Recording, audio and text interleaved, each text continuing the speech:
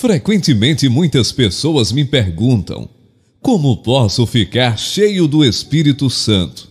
Nós recebemos a ordem de ficar cheios, mas como vamos obedecer? Como a presença e o poder do Espírito Santo podem se tornar reais em nossa vida? Este é o ponto-chave do problema. É interessante que em nenhum lugar na Bíblia nos dá uma fórmula clara e concreta de como ficar cheio do Espírito.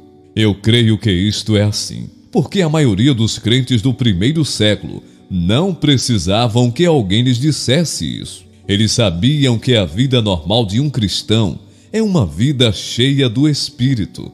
O fato de nós estarmos tão confusos sobre esse assunto hoje em dia é uma prova triste do baixo nível espiritual da nossa vida. Apesar de a Bíblia não dizer muita coisa sobre este assunto, quando tomamos o Novo Testamento como um todo, sobrarão poucas dúvidas em nossa mente sobre o que significa ter uma vida cheia do Espírito, ou como ela pode se tornar real em nós.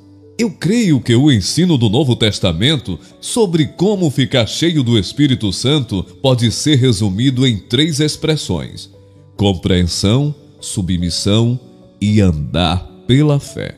O primeiro passo para ficar cheio do Espírito é compreensão. Há certas coisas que nós precisamos saber e compreender, verdades que Deus revelou em sua palavra, a Bíblia.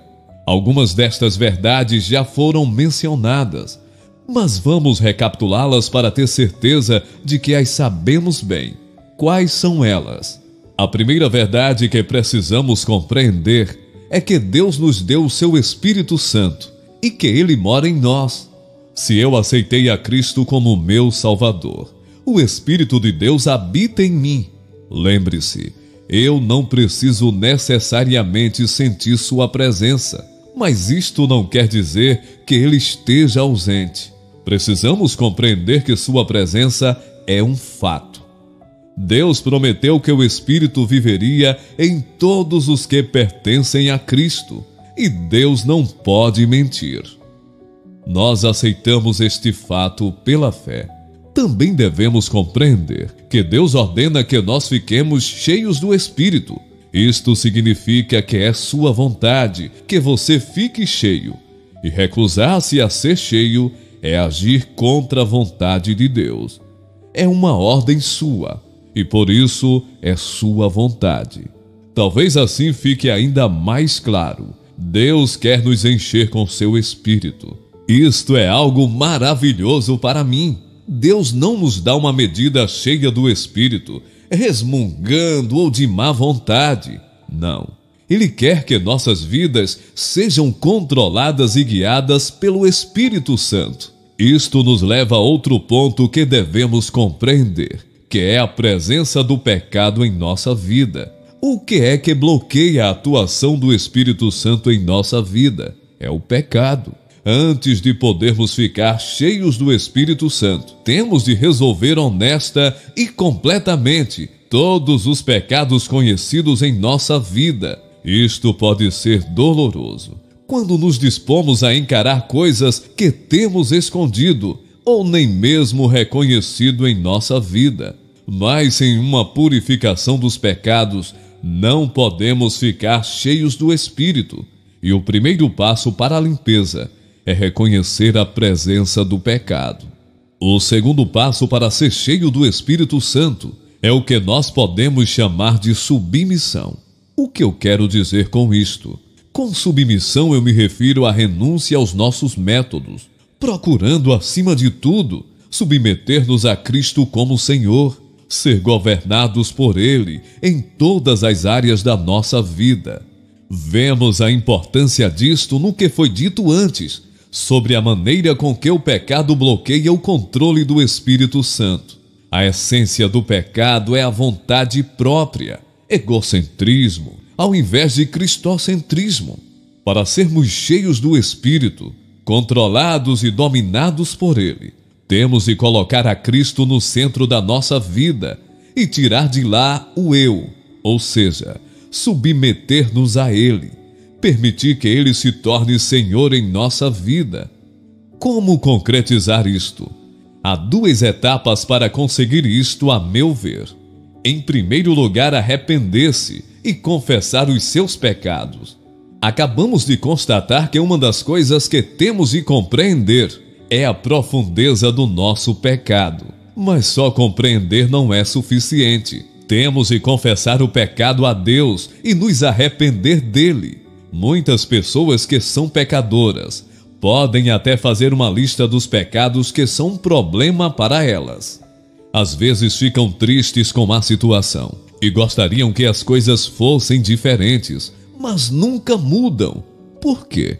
Porque nunca confessaram os pecados a Deus. Confessar é reconhecer o pecado, é admitir diante de Deus que eu sei que sou pendor, porque há certos pecados que eu sei que cometi. Existem pessoas que sugerem que nós devemos orar a Deus para que Ele nos encha com seu Santo Espírito. Isto pode ser válido, mas eu vejo pouco ou nada disto no Novo Testamento. Eu acho que ao invés disto, nós devemos orar que Deus tome total e completamente conta da nossa vida. Devemos orar que o eu seja tirado do nosso coração, amor próprio, vontade própria, autoambição, e que nós estejamos completamente à sua disposição. Chegamos agora à última etapa do ficar cheio do Espírito Santo, que eu gosto de chamar andar pela fé. Primeiro temos de compreender certas coisas, depois temos de nos submeter e entregar a Deus, e então temos de aprender o segredo de andar pela fé. O ponto central é este: quando estamos entregues a Deus e à sua vontade, nós estamos cheios do Espírito Santo. O Espírito Santo nos controla e domina. Agora, a partir desta verdade, temos de agir e andar ou viver na certeza plena de que Deus já nos encheu e que estamos sob seu controle. O apóstolo Paulo põe isto nestes termos: assim também vós considerai-vos mortos para o pecado, mas vivos para Deus em Cristo Jesus. Romanos capítulo 6, versículo 11.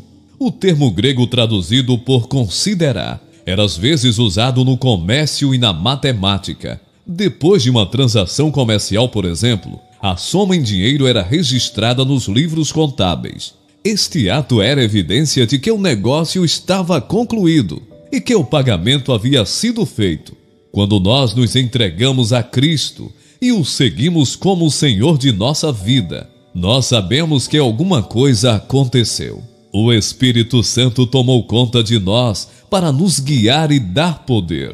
Vivemos agora pela fé, considerando-nos mortos para o pecado e vivos para Deus. Nós estamos cheios do Espírito Santo. Agora devemos viver à luz desta verdade.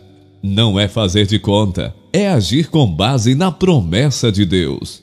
Durante o dia, às vezes, eu não estou consciente da sua presença. Outras vezes, estou.